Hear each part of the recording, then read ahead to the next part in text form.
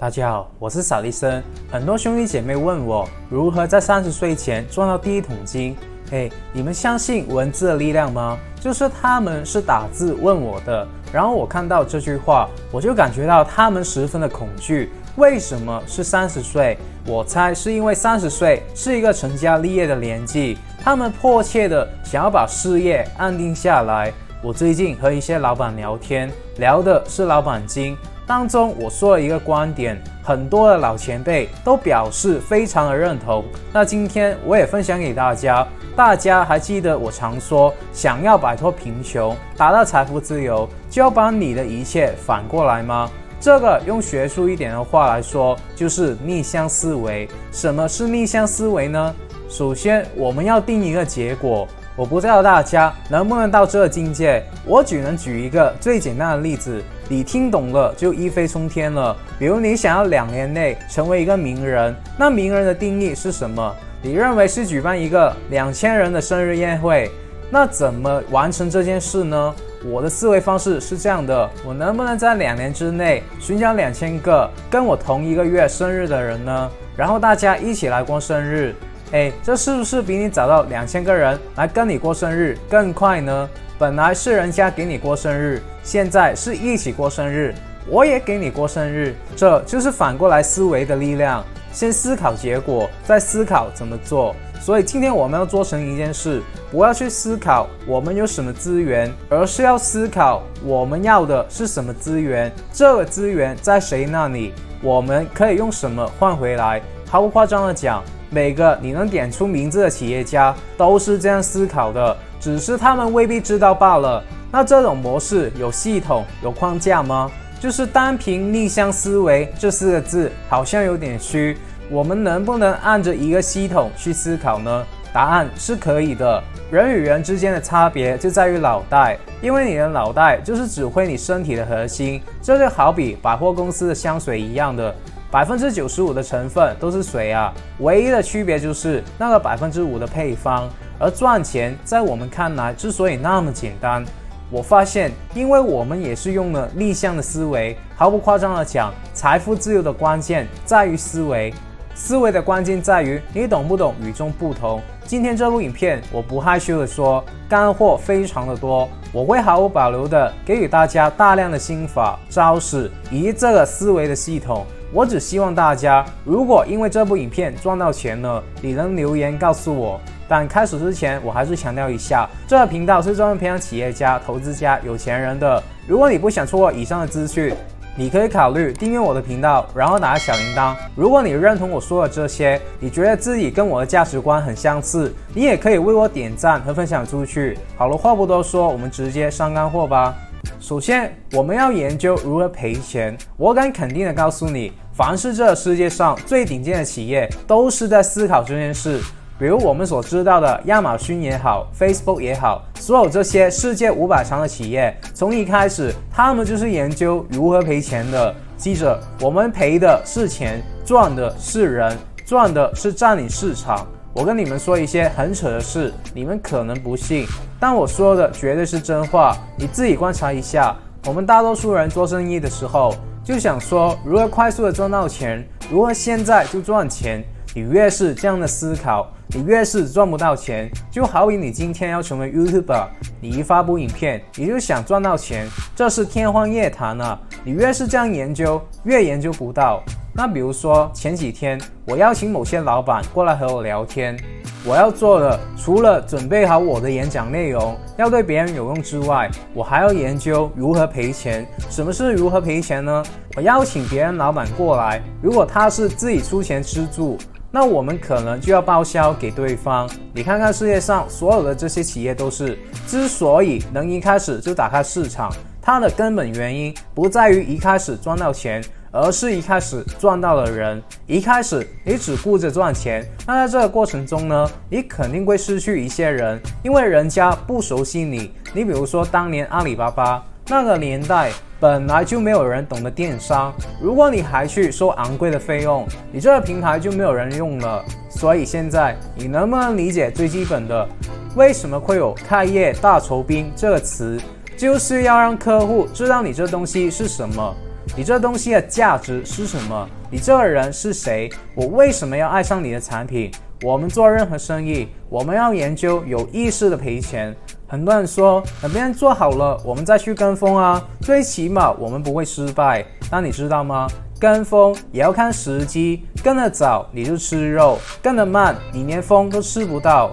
这世界本来有路，但走的人多了就没有路了。你看看，无论做保险、做直销，还是今天我们做传统的生意，为什么10年前、20年前做生意的时候更好做呢？因为那个时候这个世界上有路，但是走路的人很少。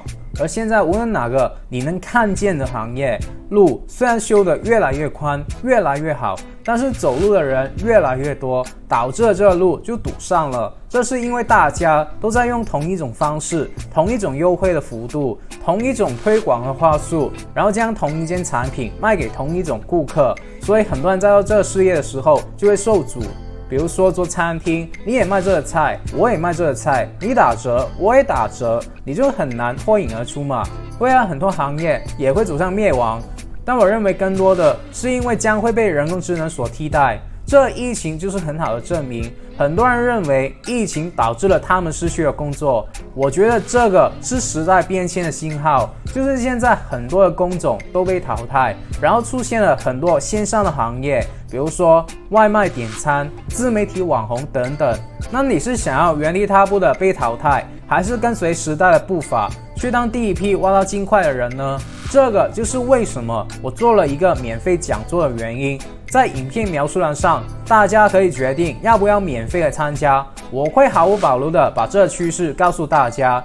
那大家不是很喜欢做实体生意吗？你们总是觉得实体生意靠谱，就比如说今天你开一个餐厅，为什么你会觉得靠谱？因为你知道什么是餐厅。为什么你会觉得网络创业不靠谱？因为你不懂啊。所以当我去向别人介绍我创业的时候，很多人都会觉得我是开餐厅、开酒吧什么的，因为他们认为创业就是干这些东西。那这些东西也不是说不能做，只是你要投钱，而我做的不用投钱，所以不存在什么亏钱的问题。那这些实体的生意怎么做？我们也要用逆向思维去想。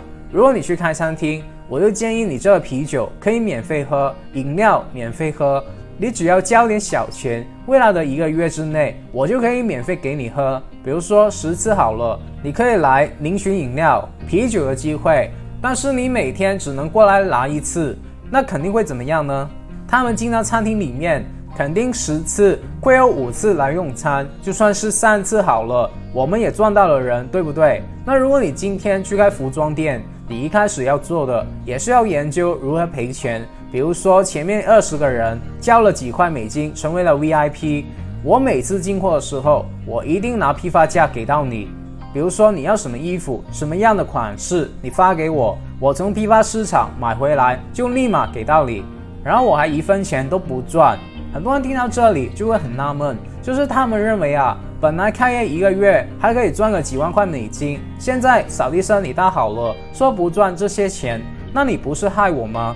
所以这就是格局的差别。穷人做生意是怎么样？比如说他的身价100万，那他1个月赚几十万就会觉得很多，然后我让他把钱分出去，他就来骂我，对不对？谁不知如果你真的这样做，你1个月过100万甚至1000万的利润也是很正常，只要你的产品和服务是优质的。为什么？因为你赚的不是钱，而是你日后的口碑。你会形成顾客来我这里买衣服的依赖，对吧？穷人看到的就是短期的利润，这就是为什么这个世界创业失败率这么高的原因。对啊，很多人一开始也赚到钱的，但后来就不知道为什么赚着赚着就倒闭了。其实很简单，你赚的是一次性的钱，而我们赚的是一直来的钱。所以我看到很多穷人去创业，真的非常恶心。不是说他们没钱，很多的企业家创业的时候也是没钱，我自己创业的时候也没有钱。创业本来就是因为没钱才需要创业的，但我恶心的是他们格局这么低还来创业，然后失败了就怪市场不好。我常说，所有的问题都是我们自己的问题，你不要去怪任何东西。就算是疫情之下，比尔盖茨去做实体的生意，赚的钱都是你不可想象的。是因为资本差吗？不是的，你很清楚，是因为思维的差别。又比如说，今天很多年轻兄弟姐妹毕业以后去做保险，你一开始做，虽然说你可能需要这个佣金，为了你的家庭，你可能会需要这个来养家，但是我们试想一下，如果你们一开始每签一张保单，你们都把这个保单所获得的佣金以合法的形式返还给那个客户，比如说以朋友的身份去请他吃饭，那你这个朋友会不会给我们介绍更多的客户呢？我之前学车，我的师傅就常常请我吃饭，那我一有朋友要学车，我就推荐我的师傅给他，对不对？我跟我师傅的关系就特别的好，我们还会谈创业、投资，谈做人，对不对？这些都是无形的资产啊。什么是无形的资产？人脉、知识等等，这些无形中存在，也会无形的为你带来收入。你别小看，我能赚到大钱的机会，都是来自这些无形的资产啊。所以我们任何一个人都要处心积虑的思考，如何有意识的把钱赔给客户，这是最为重要的。做生意并没有大家想象中那么难，你舍得就好了。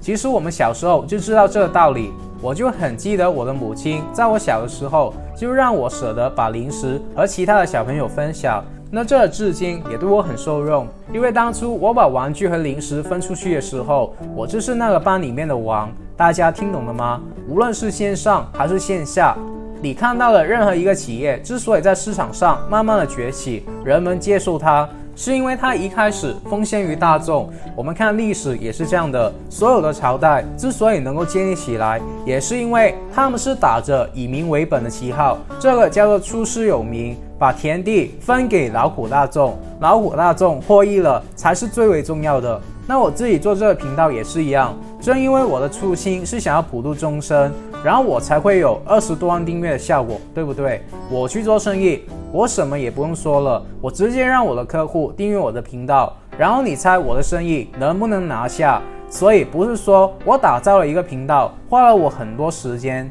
然后还免费的毫无保留的告诉大家这一切真相，不是说这是亏的。有的兄弟姐妹想要回报我，或者想要更深入的了解我的思维，他们也会加入我的会员。顺带一提，我的会员叫做财富自由品书会，是永久性的。刚开始本来想要用音频的方式带着大家去解读100本帮助大家财富自由的好书，然后我发现大家原来想要更加了解我，所以我又加上一些对大家提升收入有利的不利息课程，就是一些不能在这里公开的思维，比较会得罪人的那些，会冲击大家价值观的那些，就是大家可能会觉得我在这里说话很直，那我在这些不定期课程说话会更直，因为能进来的都是比较认同我的，那私下说话就可以没有那么多顾忌了。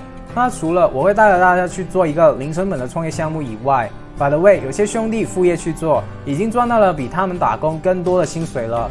我们品书会最大的卖点就是，我们有一个现在3000多人的 Facebook 富人群组。比如说，我现在想要找律师去告那些诽谤我的人，那我就可以在群里面开 post 去看一下有没有兄弟姐妹能帮忙，因为能进来的素质都是相对比较高的。我们群里面只有一个目的，就是简短达到财富自由的时间，这个也是我的初心吧。那有兴趣的可以在下面描述栏上的链接报名，之后不定期课程更新后可能会涨价。那如果你现在一次性的加入，那就可以永久的享用我们里面的资源了。所以这个就是免费的威力。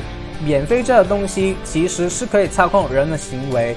我就比较喜欢研究心理学和内地的企业啊，然后我发现无论是支付宝还是微信，一开始它让人们使用它来支付的时候，它都会给一个优惠的幅度。比如说今天坐车或者坐地铁，在使用之前，它会设置一个优惠的活动，从晚上12点到第二天的凌晨5点半。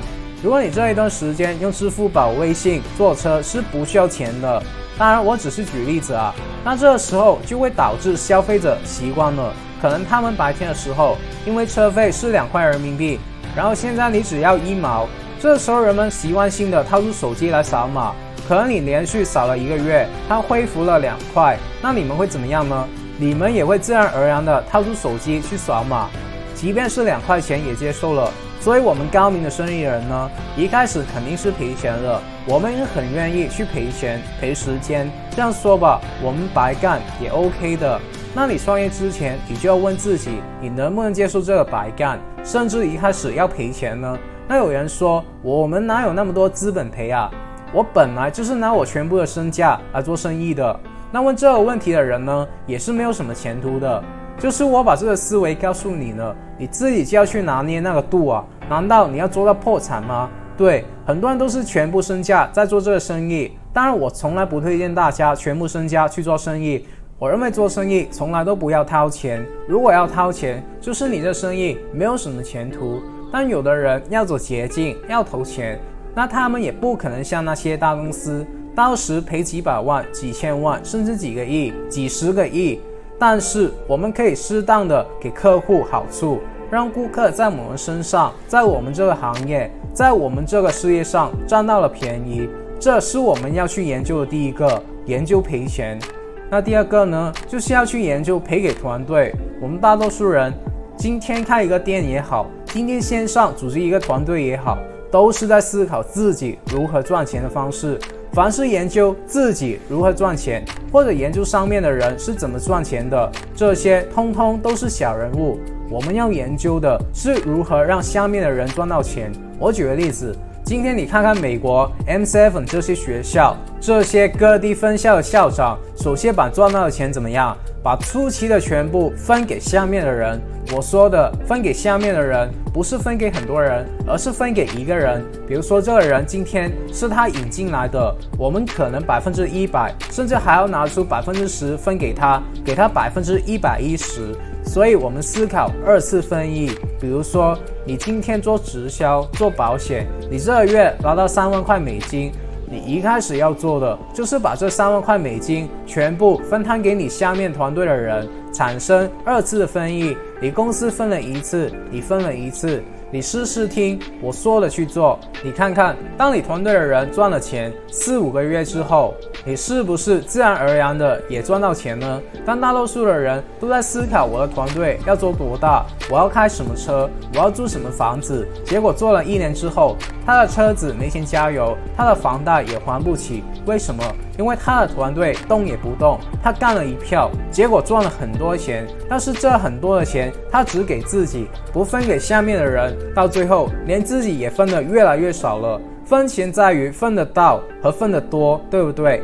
你今天新开一家店，前3个月做的业绩全部归团队的人，你看看团队的人会不会起早贪黑的好好的服务客户，但3个月也用这种服务，用这种精神开始去吸引客户的时候，第4个月自然而然的就可以做起来了。所以很多人说要学什么管理学，有什么好学的，对不对？你就是学我这招就够你玩了。你公司都没有做起来，你就跟我说管理，人都没有，管什么？你连自己都管不好，直接分钱就对了。大部分的人做生意或者做人都是向外开始去拓展的，很少向内探索。然后像我自己很喜欢给销售团队的兄弟姐妹分高的佣金，但不是说这个是我的仁慈。如果我训练一个员工，他3个月没有任何的业绩，我第4个月就会踢他出去，因为我公司也不养废物。大家听懂了吗？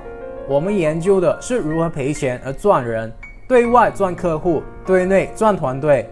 第3个，为什么你研究的新产品或者是新技术卖不出去呢？只有一个原因，没有其他的，就是因为你不知道这市场上任何的产品，它之所以卖得好，不是先出产品再去找客户的，而是先找到有需求的客户，再去研究我们新的产品。所以今天无论你是做电商也好，做销售也好，做保险也好，做什么也好，你要的不是先拿到产品再去找客户，而是先找到顾客，再来拿产品，即便是利润低一点也没有关系，因为你这样才能进行测试，你才知道顾客真正的需求。要不然你认为的永远也只是你认为的，你认为有价值的产品也是你认为的，得不到市场认证的一切都是废物。普通人他就是卖产品的价值，那我们领袖级的人物就可以卖给别人提供价值，最顶尖的人物他就会卖个人的影响力。那其实我们在日常生活中也是一样的，你想想，任何一个网红也好， YouTuber 也好，任何一个明星也好，就是任何一个有影响力的人，他一开始的时候不是有产品的，他是有什么的呢？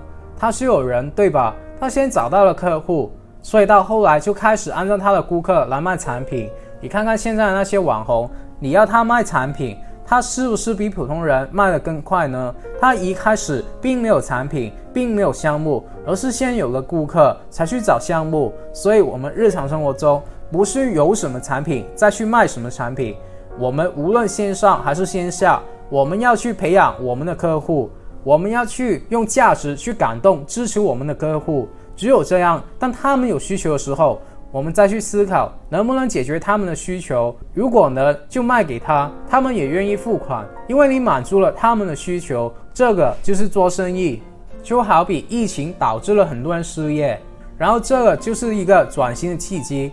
我把这比喻成这个时代的科技革命，就是很多人是这样想的，反正我都失业了，反正我都一无所有了，我没有什么可亏的，那倒不如试试创业，试试 YouTube 创业，跟随着移动互联网的风口，反正也没有什么成本，也亏不到哪里去，实在不行再回来打工。就是因为这些兄弟姐妹的想法，我才建立扫医生的创业商学院。我希望可以把这些有想法的人扶起来，因为我自己也不是出生在富裕的家庭，也是透过老子白手起家创业的。那我不认为自己比你们聪明，我一直认为自己只是勤奋，不断的实践，不断的看书，慢慢的比别人走得更远。那我的这个做生意的系统就是我的商业机密，我就可以在商学院里面教大家。大家记着，商学院里面说的话都不是说给你们听的，而是我在教你们的过程中，我自己也提升得非常的快。那你们可以自己去理解一下这句话，自己去品一下当中的含金量了。而我们也利用了 Facebook 群组啊，学员们可以随时的找到我们，我们可以去解答问题。大多数的人都不理解，因为正常的一个教育培训都是上完课就各回各家。后来我们发现，师傅领进门，修行还是靠指正。也就是说，学员学习回到家，有没有人指正他，这个是非常重要的。有没有人看到他们的问题，帮助他了解实际的情况，这一点尤其重要。但是我们大多数的老师不愿意前期付出这样的人力、物力、财力去做这个动作，而我们现在已经这样做了。可能很多人不理解啊，当2年、3年慢慢市场上的人获得了结果，获得了这个帮助，开始比原来做的事情更轻松，赚的钱比别人轻松的时候，自然而然的就是一个最好的宣传方式了。大多数的人做事业的时候，一开始都不被别人所理解，就代表你的方法跟别人想的不一样。其实人们要不要买你的东西，不在于你的东西有多好，而是在于你的东西能不能帮助到他们，你的东西和别人的有什么不一样，这是一个非常重要的。所以我们在做任何事情要限定一个结果，然后再去走过程。我再举一个例子，今天我们定1年赚1000万的目标，我们首先不设定在自己的身上，我们要定在自己的团队上。比如我的贸易生意今年要赚1000万，我只是举个例子，并不是我就是年赚1000万。你一定要思考，我能不能帮助我团队那些人每一年赚到80万甚至100万的收益。我们要以这个倒推过来，我设定他帮助了2万人，那这2万人当中，他需要每一天成交多少单，然后他成交了多少单，他找了多少个这样的客户，才有这样的转化率。这些客户平常在哪里，我们怎么把他们买回来，我们这样去思考，对吧？第4个，我们要研究销售。销售是赚钱的根本，你不懂销售，你赚的钱就是人工智能将来都能够赚到的钱。但销售的根本并不是销售，而是为对方去提供解决问题的方案。很多人说这个人生病了，我给他这个健康的产品，你为什么不要呢？我说是的，一个人生病了，第一个他有可能自己上医院，第二个他能自己看医生，当时他可能是不需要你的，他生病但他要医好病，可能不需要你的产品。所以最好的销售是不去销售。我看很多人说自己是干销售的，你提个包，打个领带，穿件衬衫，当你的客户在门口一看到你就怕你，然后你说任何的话他都不相信。一个人什么样子叫做专业呢？就是当别人要购买的时候，你就专业，当别人不购买的时候，你千万别专业，越专业你就越失业。所以我们做销售的人，我们要研究如何为别人提供问题的解决方案，而不是销售你产品的本身，这层次有点高了。品书会第1期的不定期课程，我就花了差不多1个小时去讲解。所以前期赔钱给客户、给团队，后期才能赚大钱。我们跟别人去合作，先要把钱给了对方，这样晚给早给都要给。我们还不如先把钱给合作方。我们要研究需求，不是研究合作。先要去创造需求。今天你要开发你的新产品，首先你要的是顾客的认识度。今天你要卖酒，首先不是要问那个餐厅的老板，你要不要把这酒摆在你们餐厅来卖？这是比较笨的人。我们是怎么干的？我们是找一堆人去餐厅问有没有我们这酒，当问的多了，我们再向那个餐厅的老板介绍我们的酒，那这个餐厅的老板他就会需要。所以先开发需求，满足对方的需求，再去谈合作。大家如果融会贯通的话，你就会知道这个顺序的重要性。那大多数的人创业，首先创造一个总部。我看到有些公司还没有开始盈利，它的总部就富丽堂皇的，什么先敬罗艺后敬人，这句话不是这样用的。你看，比如说我们美国的 M7 学院，世界各地有很多的分部，但他们并没有去设立一个总部。而大多数的公司是先设立总部的，这个就是一个最大的错误。我们应该先开拓一个市场，按照市场开拓，再来定总部的位置，而不是先定一个总部再来开发。大家听懂了吗？很多人说，创业需要有员工啊，我需要团队，我需要资源啊，我需要金钱啊。实际上穷人都是等事情完善了，然后再去做的，而富人是随时把不完善的事情去完善。这是富人和穷人的差别。你打过来想，是因为事情不完善，我才去把它做完善了，只因为大家都去做，我才不去做，正因为大家都不去做，我才去做。这个高手都是先把结果定在那里的。给大家扯远一点，今天你想要找一个女朋友，大多数人的正向思维都是去带人家逛马路、逛街啊，请人家看电影啊等等。而真正的反向思维是，我们要先思考结果，我们最大要干到什么程度？我们可能要成家立业啊，我可能会把这个女生直接当成自己的太太。我要的是能够去结婚的，既然是要能够结婚的，那就要带她去车行看车，带她去看房子。那这个时候人家的心理期望都是不一样的。你想，如果有一个男生带你去看车看房，另一个男生带你去看电影，你觉得你会对哪一个印象好呢？这个希望大家能听懂啊。如果你今天什么都没有记住，那你只需要记住这2个点。在前期要赔钱给你的客户，还有要赔钱给你的团队，那你将会所向披靡。好了，有什么问题可以给我留言，只要你们能在我今天说的内容里面找到1-2句话是有用的，能够帮助自己的人生过得好一些，我就心满意足了。那么如果你不想错过任何关于成为富人、企业家、投资家、达到财富自由的免费信息，我还是呼吁你订阅我的频道，然后打开小铃铛，然后无私的把影片分享出去。我真心的祝福为这部影片点赞的兄弟姐妹们早日达到财富自由。好了，我们下个礼拜不见不散，拜。